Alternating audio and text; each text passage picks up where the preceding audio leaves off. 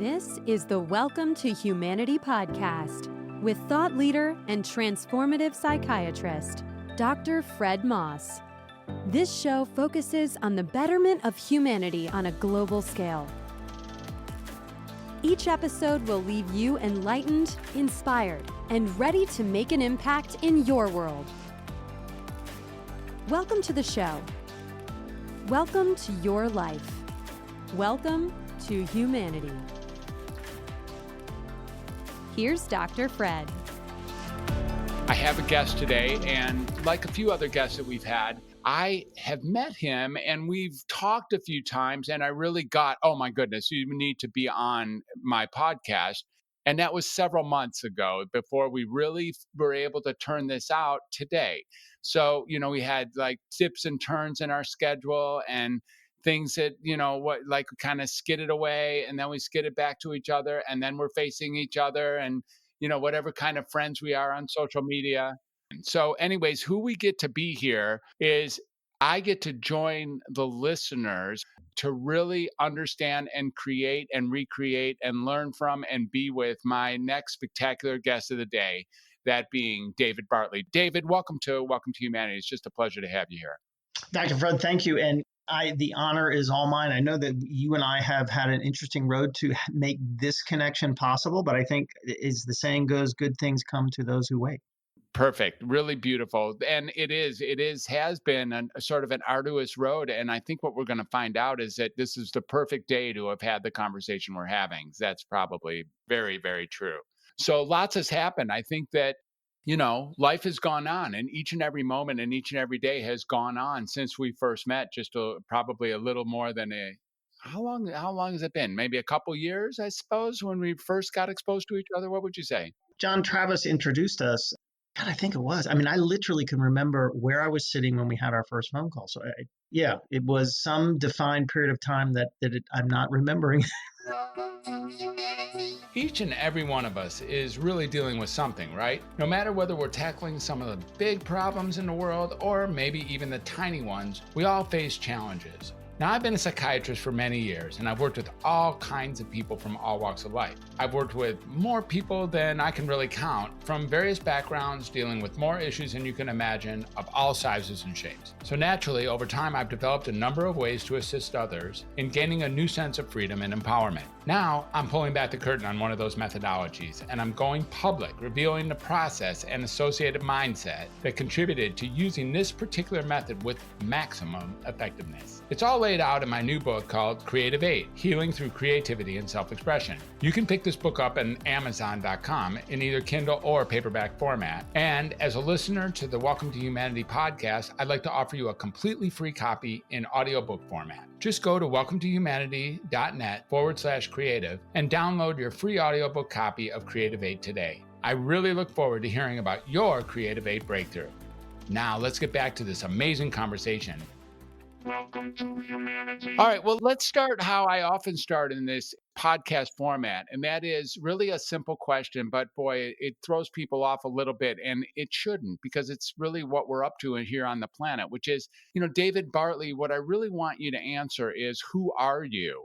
And it's three-letter words that none of them are very complicated. The sentence is easy to say, but when I'm asking this question, I really mean it. Like, as you look at yourself today, as we have this conversation today, as you open up the first chapter of what we're about to speak to the listenership today, my real question to you is, who are you?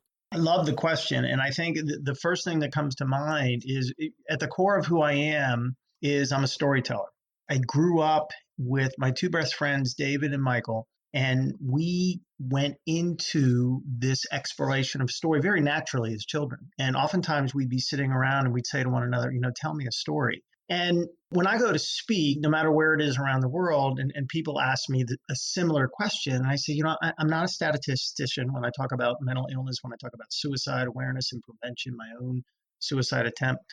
I'm a storyteller. And the purpose of my stories are to they're actually more than, it's education, inspiration, and really it's about hope. I want to try to give some modicum, some half a mustard seed size of hope to people who have this experience where they are suffering in some way, shape, or form, because I really think my tagline, if you will, is that connection creates hope and hope saves lives. And I know of no better way, Dr. Friend, who is my friend, to create hope than through the connection process of telling a story. Well, that's beautiful. It makes a lot of sense. And one of the things I'm really struck by, and you're not going to be able to walk over that with anyone, and certainly not with a psychiatrist, as you dropped in, is this idea of your suicide attempt. So we're not going to be able to go very far from what you just stated without at least taking a peek at that. I know you actually like talking about it, and it is such a spectacular story. So turn on our listenership here. What do you have to say about this suicide attempt of yours? And I'll give you the short version. It's really kind of the short version of the TED Talk that I gave a couple of years ago, that on August 31st, 2011, I was going to kill myself. And I was going to kill myself by jumping off the 730-foot tall Forest Hill Bridge. Now, of course, everybody knows the Golden Gate Bridge, but the Forest Hill Bridge is about 2 hours east, just outside of Sacramento. And at 730 feet, it is 500 feet further off the ground. Its more famous cousin. And I got to that point at 48 years old because the monster, as I call clinical depression and suicidal ideation, after passionately trying for 40 years, he convinced me.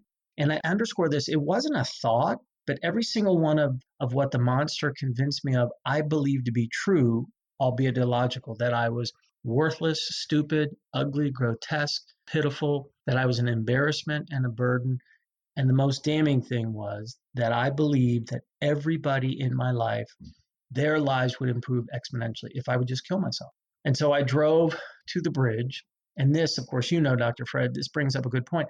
I had driven to the bridge many, many times. So suicide is almost never spontaneous. I had been plagued by these suicidal ideations for decades. And so I knew where I was going to park. I knew what I was going to do. In this case, not looking to the right or to left of the bridge where the view was amazing, but instead staying focused on this light post that stood right in the very center of the bridge deck, 730 feet above the North Fork of the American River, bent over the 4.5-foot suicide barrier, and then closed my eyes and became fixated on the thought, what's the most efficient way up and over the rail? And what's it going to feel like in the 7.5 seconds I'd done the calculation that it was going to take for me to fall? And I was so fixated, transfixed in the moment that I cannot tell you to this day how long I stood there. But thankfully, it was long enough for a passing driver to look upon this scene, look upon me, and realize something's not right with this picture. Pick up the phone, call 911, and a heroic sheriff's deputy from Placer County approached me from the left-hand side and did two important things. The first thing this soul did was create contact, which is logistical. But then he created connection, which is life-saving because, as mentioned, connection creates hope and hope saves lives. And then I was taken off the bridge, ultimately to a psychiatric ward where I would have 15 life-changing, life-transforming days. But when people found out I was there, Dr. Fred, they could not wrap their mind around it because instead of seeing me as mentally ill, people saw me as one half of this dedicated couple, myself and my former bride, Deanna, who ran this incredible, kick-ass animal sanctuary called A Chance for Bliss that was home to as many as 100 animals at any one time. 25 horses, 23 dogs, 9 pot-bellied pigs, goats and sheep and ducks and geese and bunnies and birds and turtles and fish. Like, we took Noah's example and then just took it to the whole other level. And for an animal to come and become a resident, they were either very sick, very old, had some sort of special need, or the vast majority were at the end of life. We were at our core like a large hospice, and we became known throughout the world. And I mentioned all of this, and again, you know this in your work as a physician, didn't fit the image of somebody who is mentally ill. But more importantly is the realization that sometimes what hurts the most cannot be seen. Sometimes great despair and soul-killing agony lies just behind a forced smile, a distracting joke, or in this case, a seemingly perfect and ideal life. And I hid behind the velocity of our life, behind caring for 100 animals, and not even my former beloved realized this precarious place of hopelessness on that day, a little more than 9 years ago. And my life was saved. And as I like to say, that On a day I thought would be my last day alive, it was instead the first steps in what has been an ongoing journey away from mental hellness and into the experience of our birthright, mental health. What happened then? Did was there an actual attempt, or did you jump, or did he save you or hold your hand or walk you off the ledge, or what happened? It was because the jump, no one's going to survive a 730-foot jump. That's so thankfully, but what he did was pull me back. And it's interesting. It's important to note, not in like jump forward as I'm hanging off the rail. What he did is he leveraged curiosity to create understanding. And in fact, in regards to this whole thing about mental illness and suicide, my belief is the most direct path we can take to overcoming our fears around mental illness is to leverage the power of curiosity to create understanding. And so, first question out of this man's mouth, after establishing that we were both safe in that moment, first question, Dr. Fred, out of his mouth was, David, what does it feel like to be depressed? And it's a counterintuitive question. You would think, okay, that's the thing that's going to launch me over the rail, but it's just the opposite. Yeah. And I speak to hundreds upon hundreds upon hundreds of police officers all over the place. And with this and telling this man's story, I say, deploy curiosity like a tactical resource, because what happens is the key for any of us to be safe is to slow things down. And I tell him in that moment of asking that most counterintuitive question of all, everything, Dr. Fred, just slowed down. Mm-hmm. And then he continued on this path of extraordinary questions. He said, David, how long have you lived with this condition? And probably the most shocking question of all, Dr. Fred, was, David, what's it like on your worst days? Like, who would think to ask that question? And yet it was not just brilliant, it was life-saving. And then he did this thing that you do so well. And I'm sure you know the great Dr. Rachel Naomi Remen in her book, Kitchen Table Wisdom. And here's why listening, in addition to great question, here's why listening is, if not, it's equal, if not more important. These are her words. Our listening creates a sanctuary for the homeless parts in other people. So I had a place to live on that day, but on that dark spot, on that tall bridge, I was spiritually homeless. I was emotionally homeless. And so then he did this amazing pivot. And here's why I think hope, we know what a mustard seed size of a faith can be, but I think hope only needs a half a mustard seed. And so then he said, David, what's it like on your best days? And then the question that had me finally look up, taking the view, was, David, what do you want the rest of your life to look like? And I looked up, and things changed. In that moment, I had this teeny little glimpse of hope. And so I turned to my left, and here we are, two middle-aged men walking off the bridge together. And here was the exclamation point of that entire experience. What he didn't say is slap me on the back and say, hey, bro, way to go. He didn't say that. He looked at me and said, thank you for telling me how you feel. Mm-hmm. And in that moment, of course, he validated my feelings. It was just the whole thing. And I get to tell this story, as mentioned, to hundreds of police officers. Connection saves lives. It does. And I could tell you, bore you with 100 stories about this in all the different ways. I mean, that's it. And I think if we look at the problem of mental illness and suicide, I mean, it's horrific, especially now, because the monster must be licking his chops because he's fighting everybody one-on-one. We can't whip his butt one-on-one, but monster has no defense against connection. So this is a difficult time. So it's a complex problem, but I really, in all humility, say the solution is simple. Because in the moment of me being connected with you, dear friend, there's no way in this moment I can have a thought of ending my life. It's impossible. My mind, it can't entertain a thought of death and a thought of being alive. And so connection, of course, in the vein of neuroplasticity, connection rewires the brain. And so if we go along our lives, and this is my job by telling stories of how well it works, if we go along in our lives, in our everyday life, and continue to have these moments of connection, some of them are micro connections, ultimately we're going to be at a tipping point of a different way. And then we're gonna go in that 100th monkey thing where connection goes out in perpetuity as this tidal wave. I mean, we can solve this problem, we can, but I think we're stepping over it. But the other part is, because of people like you and your brethren, physicians and psychiatrists and counselors and everything else, in the moment that a person feels connected, then they can embrace the professional services that can take their health to another level. Mm-hmm. Okay, well, I really got that. And, so much of what we do around here is about connection as a key feature, if not a prerequisite, if in fact, even sometimes, if not even the only mandatory ingredient for all healing is in the source of something called connection. So you're not saying something that we work really hard to create, and each and every one of us is just longing to be connected to another. But what I want to really rephrase here and recreate to make certain that I understood your communication here is that there was a disconnection. There was some space as you rode up to the bridge, or some space as you stared down the post, or looked at the 4.5 feet to get over, or thought about the 7.5 seconds. During that time, there was either can you say, a void or a decision not to connect? Was it something from you that was disconnected, or was it that there was no one there reaching out their hand to connect to you, or some combination of that? That's a great question. I think that, so I'll answer this in a couple different ways. So I think that, people will look oftentimes at people like myself who complete suicide.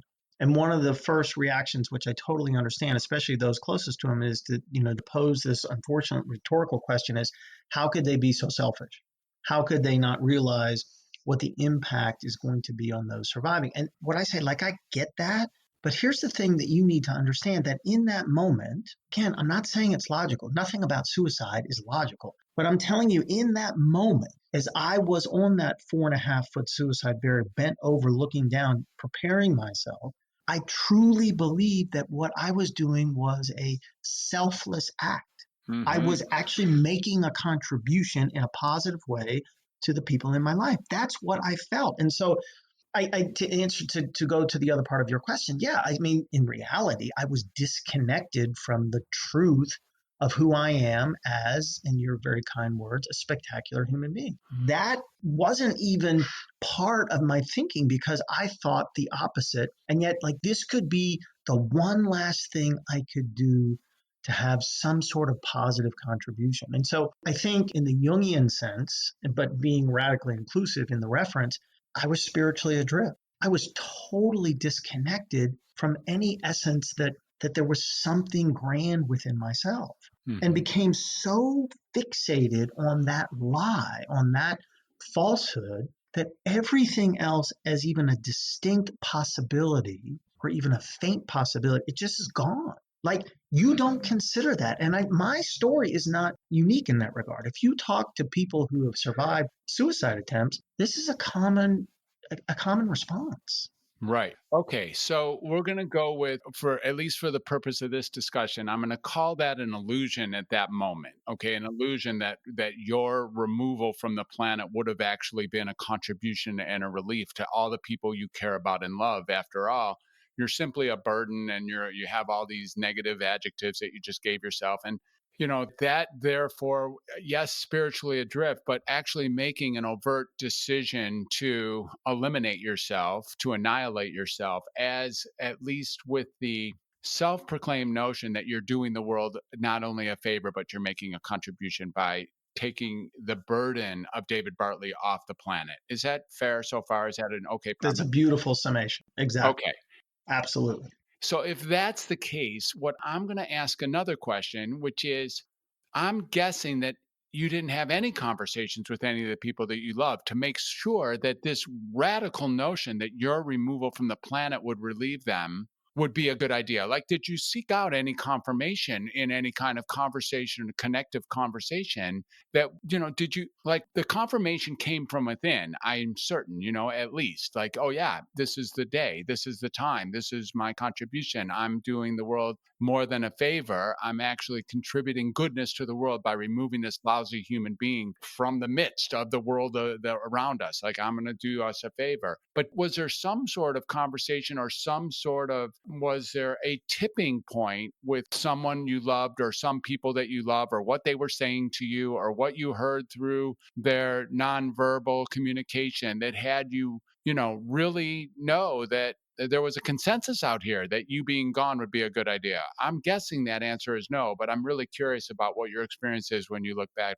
Yeah, so just the short answer is you're 100% right. Yes, no, there was. And in fact, so at the time I was 48, I'm 59 now. No, I'm sorry, 58. So, I was born in 1963, and my father was a World War II person and all these. So, I guess my picture of masculinity and manhood was established early on. And it's interesting because I always struggled with that. I was always that highly sensitive kid. And so I mentioned that because that's an important foundation. The older I got, still suffering from this in silence behind this forced smile, it just got to a point, especially at 48 years old, running a nationally recognized animal sanctuary, being a husband, having this responsibility, we were the cover story in the life section of USA Today at one point. So there's pressure, at least what I made up, there was pressure to maintain at least this picture that I had to be this certain thing. And yet that's what I thought my responsibility was,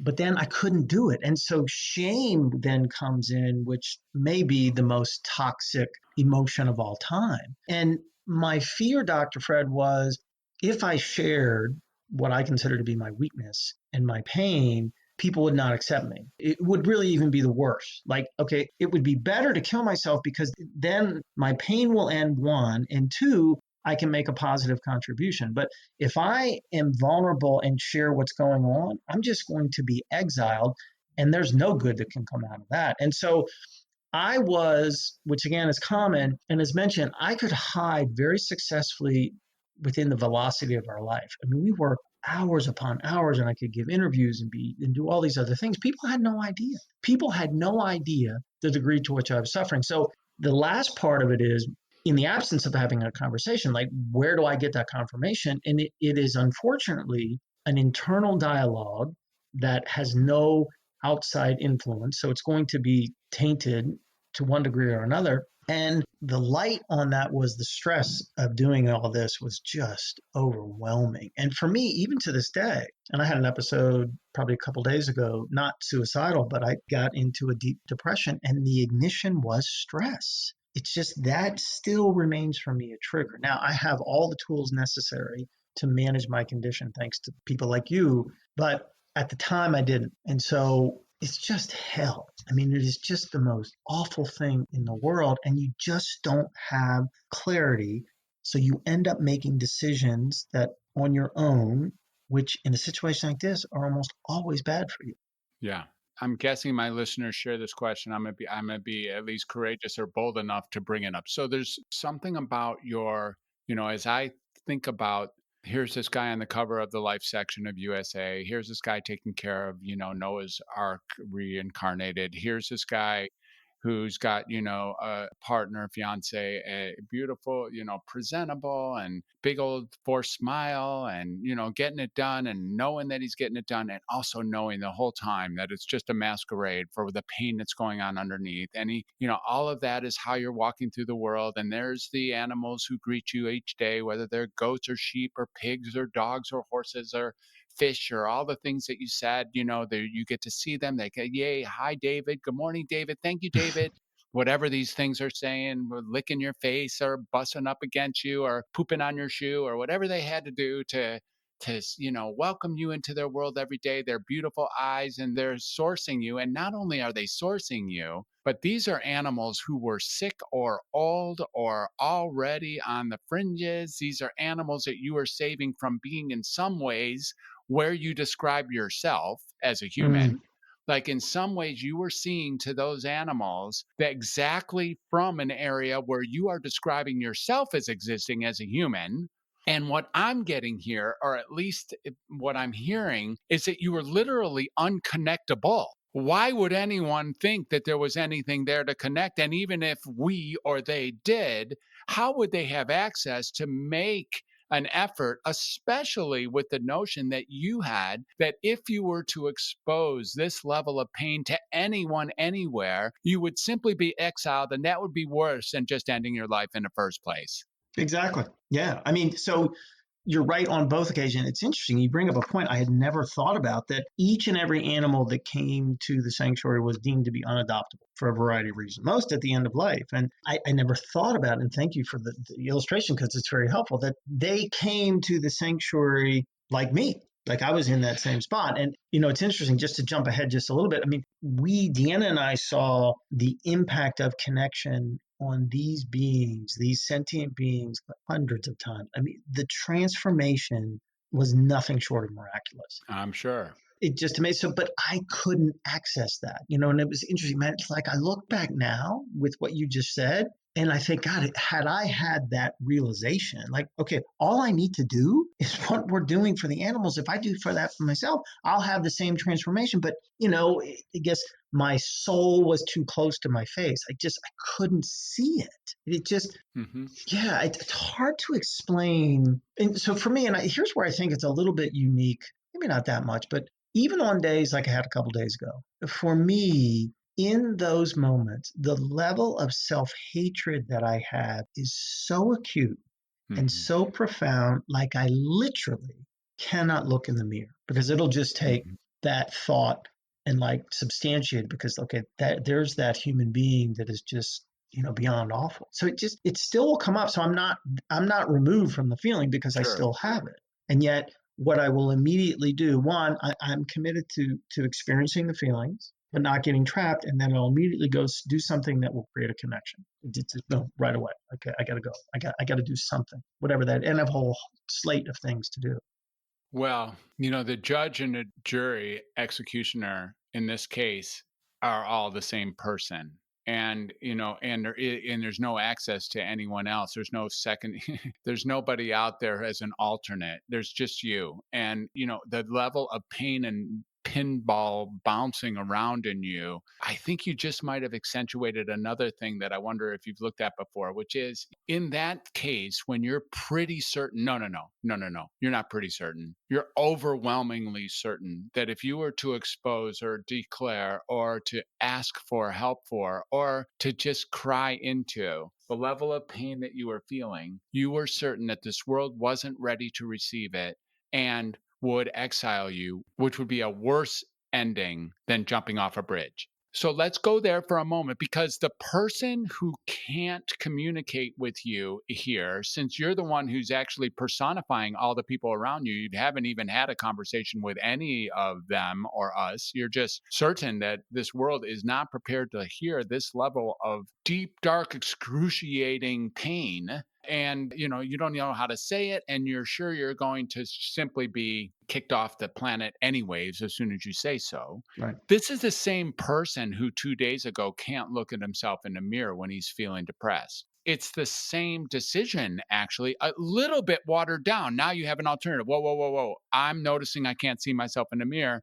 I better go connect with somebody. I have to go get some connection here, because if I don't, there's a deep rabbit hole to hell that's happening here.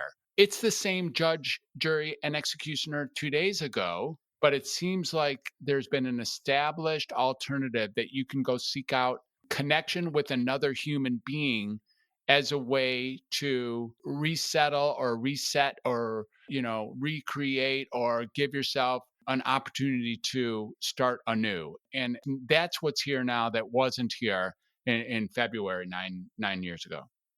Exactly. A few things. So one, and I don't know when it was not probably within the last 2 years. So until a couple years ago, I was feeling very shameful, albeit an imposter, and so I didn't include in my talks that I still experience on some days just the same level of hell. That there was the same crippling level of depression, the same self-hatred, and thoughts of suicide. So I was afraid that if I put that in there, if that people would like, oh, not only are you an imposter, you're a liar, or more accurately is you're too weak to stand up here and tell us a story that's going to be of any value to you. So I overcame that, and of course it's fascinating, because that oftentimes is the part that I think creates the greatest connection with any audience. Just say, look, I still have those days. I mean, I know how to manage it. The other thing is the unfortunate reality of having the actual experience of excommunication live. So I got out of the psych hospital right about the middle of September in 2011. By the end of that year, December 31st, 2011, I lost everything. So because, and I don't want to throw people under the bus, but there is, of course, this societal misunderstanding, albeit fear, of people who were on the brink, albeit attempt to suicide. And so what happened is Dee and I, Dr. Fred, lost all our support. So I remember very clearly handing the keys to the repo man and watching him drive away with my Toyota Sequoia. The animals were put in other facilities, not at our, we didn't want it. They were, in effect, they were taken away. We lost all our financial support. We were shamed in the media. We lost our home to foreclosure and it was sold at auction, and the marriage to my mate ended. And so, you can use the analogy of the horrific fires that our state just endured. I mean, I was wiped. And here's where this whole thing about connection is life-saving. So I made a friend in the psych hospital, a guy named Don, middle-aged man, same path as me. And when he got out, he found this amazing men's depression support group. And it was about 10 guys who met every Tuesday from 6 to 8 p.m., peer support, not led by a clinician like yourself. And almost immediately, I joined that group. And for the next 6.5 years, I would go see my therapist, Barbara, from 4 to 5, take a break, and then go to group from 6 to 8. And from that group, ultimately, I had met Barbara. I met my current psychiatrist, Dr. C. I got on a more revised diagnosis from major depressive disorder to bipolar 2, which, of course, is basically you're depressed all the time. And then ultimately got the first opportunity to speak by being connected with a great guy by the name of Will Taylor. So I mention all this to say, had I not made that connection with Don in the least likely of places and began to go to group almost immediately when I got out, if you fast forward to December 31st, 2011, and I had not had all those connections in that 90-day period, there is no way I would be alive today, because my life in all reality got worse when I got out of the psychiatric hospital. Mm-hmm. But there's where, connection saved my life on the bridge. Connection saved my life by the end of that year. Connection continues to save my life even to this point. Mm-hmm. Mm-hmm. I really get that. And so just to clarify, when was the connection on the bridge? I might have said the wrong month, and I want to get that right for my listeners. No, that's okay. It was August 31st, 2011. Okay, so I said February, please excuse me. So August 31st, 2011. This notion of connection, I'm going to take another slice at this one, another push. So here, number one, where does motivation to connect come from? But even more interestingly, you talked about shame as being the most toxic experience of all time, is what you said. And there's something about the opposite being even more interesting, which is this self-assurance that the effort to connect is guaranteed to lead to being ostracized or being eliminated or being annihilated or, being let go, being delegitimized. That if you attempt to connect something vulnerable, it is going to just backfire in the form of disintegration.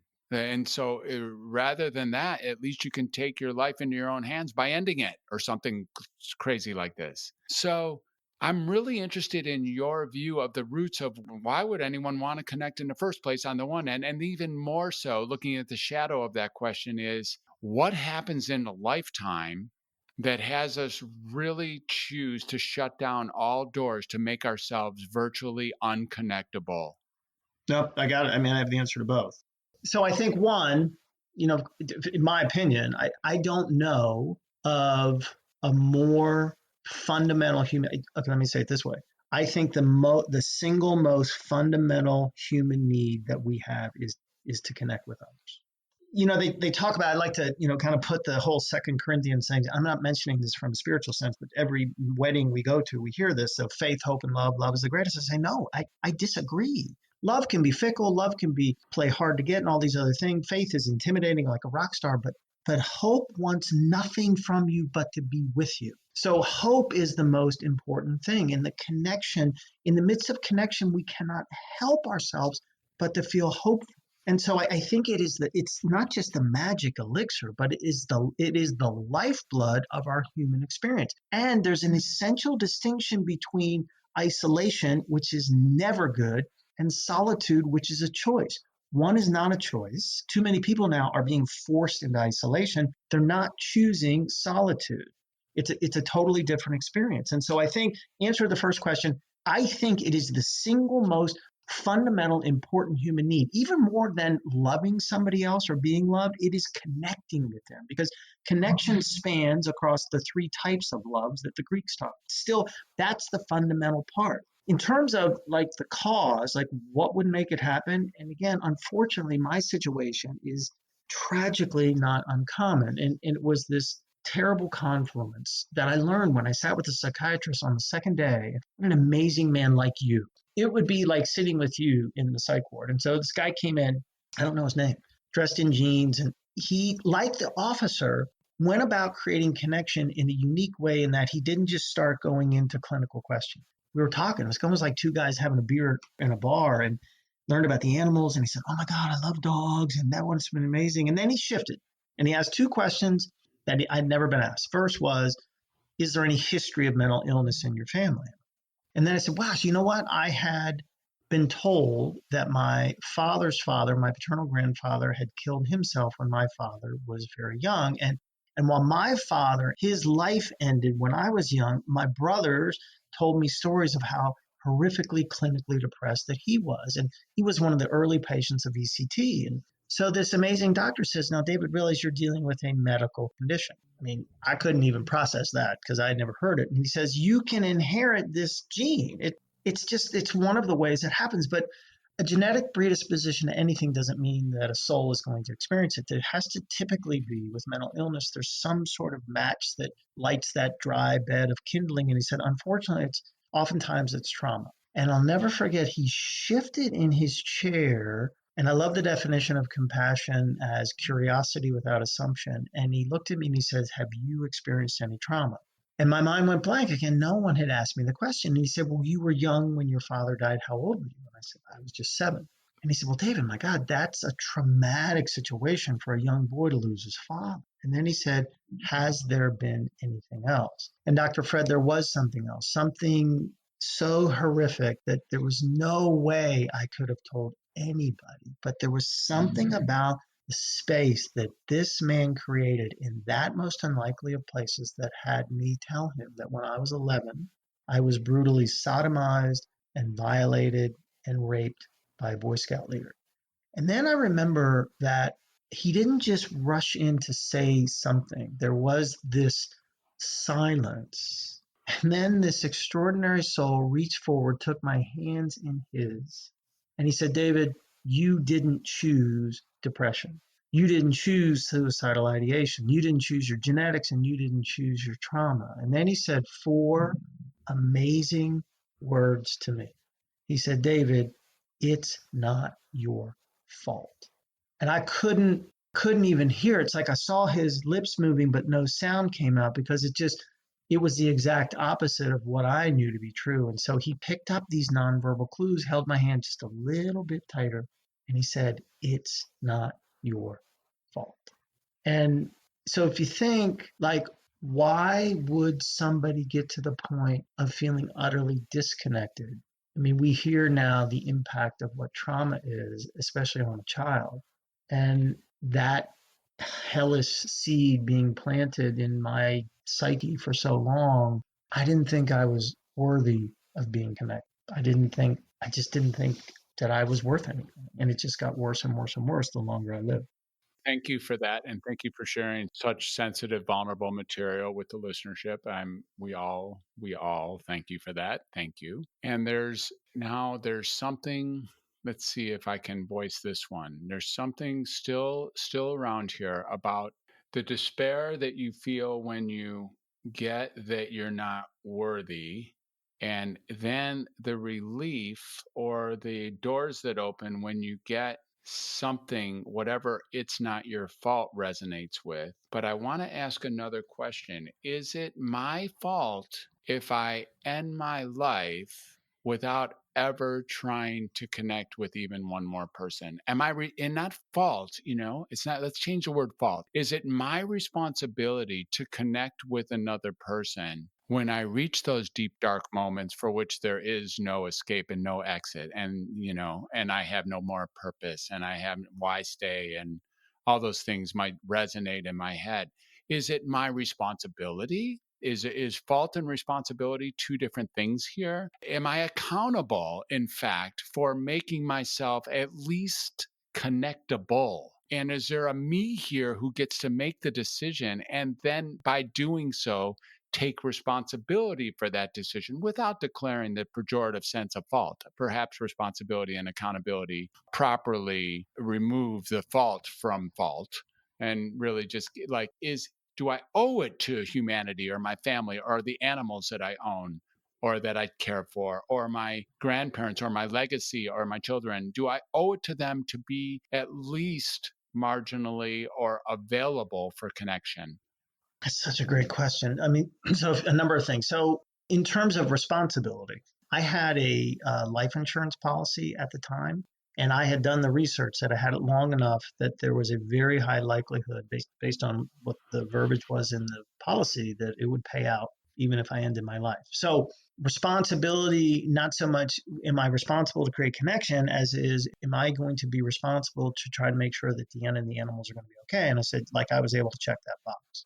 The other part, there's a line of thought in some really great speakers out there that their vantage point is for people like me, for any person who is on the brink of suicide, that they need to be aware of the fact of what the ripple effect of their action is going to be. So while I appreciate that, I don't agree with it, because in the moment when you're convinced that your action is going to be a benefit, it's like a totally different language to try to also be present to what the impact negatively of your action is, because you don't believe it's going to be negative. So I get the intent, but I think the problem is that even and I'm not discounting your question because I think there's a lot of merit to it, but what comes up for me initially is that it adds in the possibility of additional shame.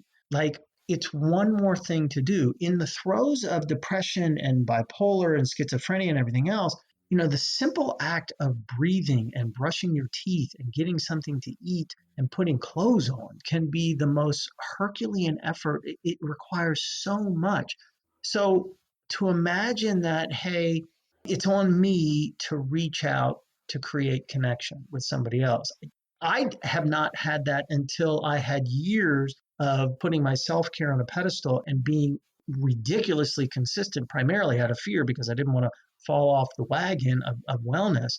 But I couldn't get to that point of responsibility until several years down this path towards wellness. So, I mean, I think in the larger sense of we owing life everything we can, that we are indeed our brothers and sisters keepers, no matter the relation that we have to them. Life is a precious gift. We shouldn't throw it away. I mean, I get all that, but I will stop one step short of declaring that we are responsible. It is our responsibility to, at least before we make that fatal step or pull the trigger or take the pill, that we have to at least make one heroic attempt to create connection. Now, all that said, I'm going to retract.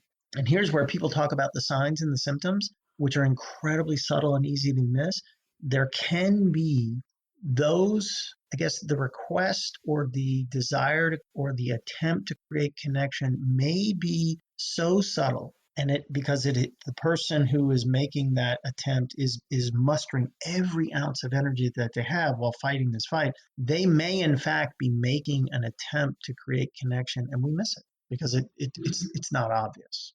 Yeah, I want to draw a distinction between this idea of needing to make a connection before you actually do the act and being connectable, because this connectable is what I'm really speaking towards. And like, you can do whatever you want all the way to the very end. You can do whatever you want all the way to the very end. But the question is, when you do what you want, are you responsible for that? For instance, if you leap off that bridge, are you responsible for that?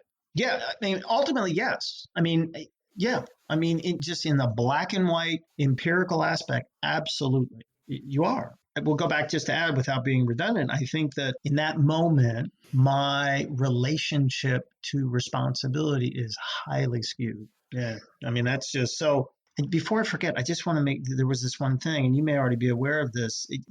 Goes back to, because I love your question in terms of, what people I think really endeavor to do the vast majority of the time before they make that fateful decision is to reach out to create some sort of connection. There is I don't know the exact numbers, but this will paint a picture. They did a study and they looked at X number of people, and they looked at what was the time between the day that they ended their life and their last visit with their primary care physician.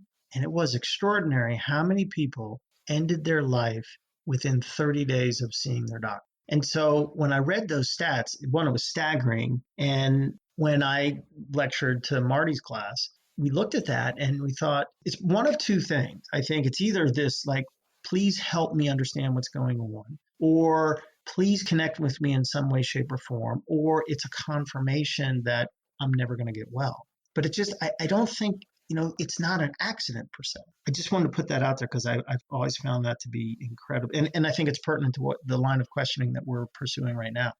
Yeah, it's almost, I imagine, I've heard a statistic just like that. And so one of the things I imagine is that it's like, wow, my veneer is working so well that even the best trained professional isn't going to get to me. I am stuck, never connecting. I'm out of here. Unfortunately right now, and the whole thing makes no freaking sense at all. You look at, when Anthony Bourdain ended his life, it just, Robin Williams, and then these beautiful young children as young as, 5 and 6 and 7 and 8, just like, so it goes back, doctor, to your whole thing. I mean, what is it within us to get to a point where we feel we are unconnectable, not worthy of connection? Nobody would want to connect with us, just that. It's just, there's a psychologist, Dr. Beverly Shank, who says depression must surely be the first cousin to hell on earth. So Matt Haig, you may have heard him, wrote this amazing, a great author, and he wrote this book called Reasons to Live. And he, sometimes when somebody writes something, you're like, oh my God. So he says the process works like this: is that these dark, awful thoughts lead to overwhelming emotions, which trigger what can be deadly actions. So it's like a bomb. And what I like to say with connection is, in the movies, we see a person has like 3 seconds left and you have to defuse the bomb. And do you cut the red wire or the blue wire? With connection, it doesn't matter. Connection cuts whatever wire needs to be cut. And so it breaks up the process of the thoughts and the emotions and the actions. It stops it. That's why it works. It diffuses the bomb and then rewires the brain, leverages neuroplasticity, creates new neural pathways. It changes the way that we think. Marty talks about Dr. Martin Rubin. It was a friend of both Dr. Fred and I. I love the way that he refers to his depression when I've heard him lecture, is he calls it a thought disorder, which, if you look at what Matt Haig says, it's exactly right. The genesis of the condition, beyond what the cause is, but in terms of the living experiences, it begins with thought. So if there's something you can do, I believe connection does this, if there's something you can do to change the basis of your thought, you increase the likelihood that your emotions and feelings are going to be different, and the actions that you choose are going to also be different, and the outcome will be different. So, there's a couple people that I'd like you to maybe drop a word of wisdom with. So here's the people. Number one might be a group that is feeling this level of despair and might be on the brink and might already have their bridge picked out, and the parking space that they're going to use. And they might have the note already written, or they might have already shut down and they're on the way. There's that group, and that group might be listening today. So here's another group. The other group are the ones who don't even know. They just have no idea. They just have no idea whatsoever. They actually think things are going well for that person, or at least as good as can be expected. They're about to have their world rocked if this happens, and they're about to have to wonder and never be able, they're going to go through whatever they go through on the other side of this event, this pregnant event, which could take place any moment, and they don't even know. They don't know, and they don't even know that they don't know, and they didn't see the subtle hints. They didn't see the sort of cue that maybe they should have seen when that person actually picked something up with their left hand instead of their right. And that was, like that. There's that group. And then there's a next group, which is the group of, I'll say the group of us, but the ones who are overseeing this business, the one who are really like watching over and looking and, when can I feel comfortable discharging you out of my office and just sending you home? Or when, at what point is it my business to actually feed you something like, what does it feel to be depressed? Like, when is it my business to proceed into, past the yellow tape anyways and go get connection with you, whether or not you believe you're connectable? So there's three things here. And we could obviously start a several hour or maybe even a several week-long course on these questions. So I'm not asking you to do that. As we all consider these questions, they all fall under the umbrella of what should we do? Like, what should we or not, how much freedom do we allow another person? How much trust do we have in another person in that they'll reach out to me should they reach this space? And what should I do if I have no suspicion? Should I always have suspicion? Or like what's here? They're all beautiful. So the first two, the suicidal, my brothers and sisters who are out there, here's a question that a buddy of mine posed to me. He says, this aspect of suicidal ideation, no matter what the mental illness is, that what happens is the situations on the positive and the negative create an amnesia. So in other words, when we are in the moment of feeling horrific and hellish and suicidal, we forget that we will oftentimes cycle out into feeling good. And then on the other side of it is when we're feeling good, we forget that there's a high likelihood that we're going to go back to that other place. So one, be aware of the cyclical nature of these maladies. I mean, we know that people can rapid cycle or slow cycle. And the other thing, somebody posed this question to me, and I thought it was magnificent. And so for my brother or sister who is out there, just consider this. What would you do if you knew you were worthy? Just, imagine the question, like, what if you knew that? I'm not throwing at, believe me, I'm not stepping over the hell that you're standing in or contemplating. I mean, believe me, I get it. I will never tell you that I know exactly how you feel because that would be a smack in the face, but I can relate and I can understand. And the only other thing I would say is, as the first responder created for me, a moment of pause. Just pause for a moment, if you can. Just pause for a moment and just even think about that. As illogical as that seems in contrast to how you feel, like, what would you do? What would I do if I knew I was worthy?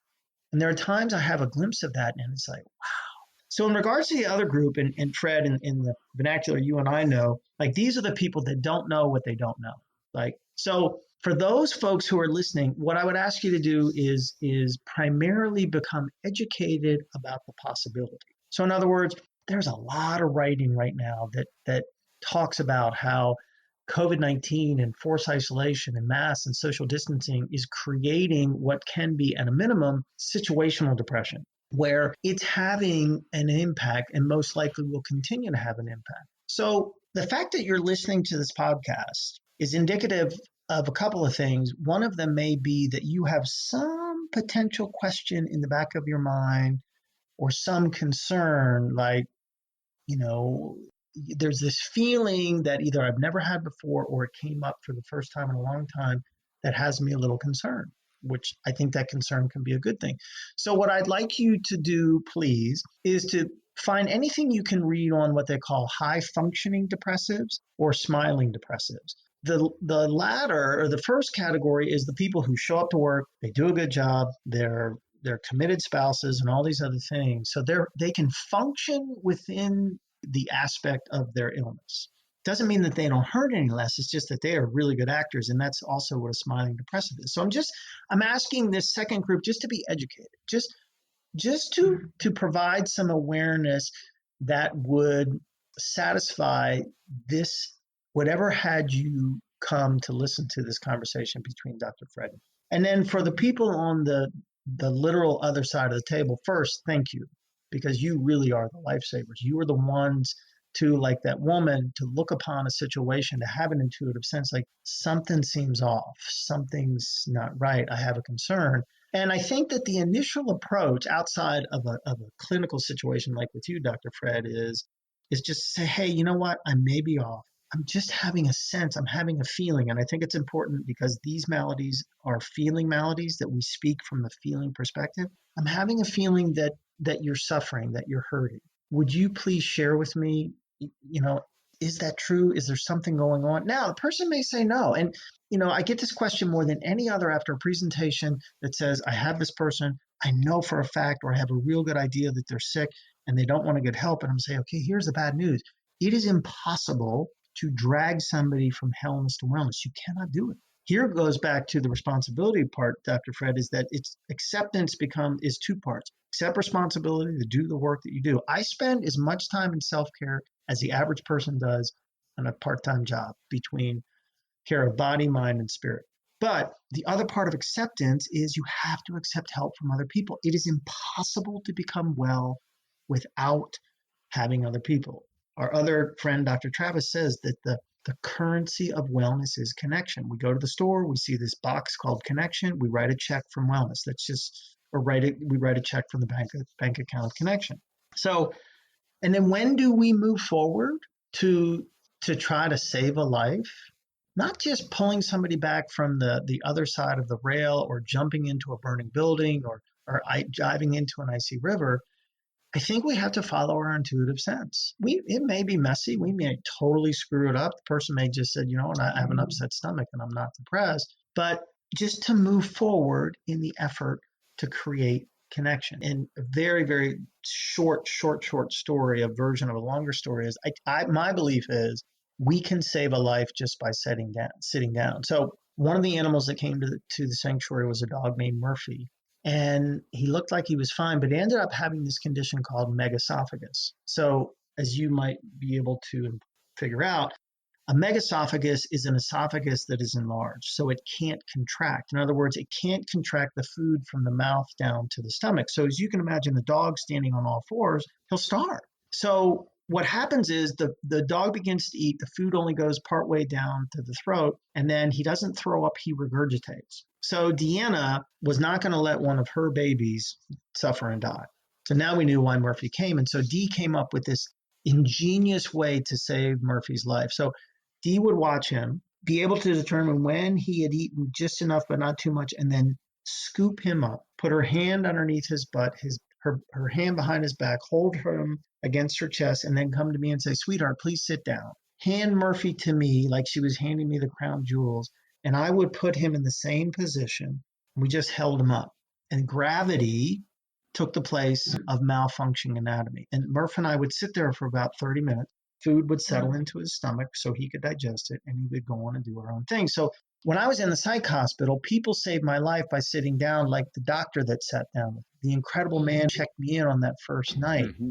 People sat down and made a phone call to me in the psych ward. They came and sat down with me when I was in the psych ward. Then they sat down and then they wrote me handwritten notes. And then they came down and sat down with me and had a meal. And they sat down and watched the movie with me. And then they just sat down and have a conversation. So we may think saving a life looks like a heroic first responder, which it does. But the reality is we need to, at this time, reimagine what does it take for any of us to save a life? What can any of us do? And I really literally think that we can save lives. We can move forward when we have an intuitive sense. We can save a life just by sitting down with another sacred soul, just allowing them to share their story, giving them the gift of listening, and asking them, what can I do to help you feel supported?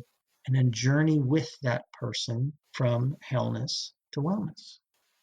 Super great, David. Well, thank you for just a terrific, a terrific hour plus here. Really, thanks for having the courage and the willingness and the vulnerability to go down some of these really, these avenues that are not well traveled and not well trafficked. And, hopefully, and I suspect we have made an impact for people who are already or somehow immersed in this whole conundrum, or maybe it happened already, or maybe it's about to happen, or maybe they're worried it's going to happen.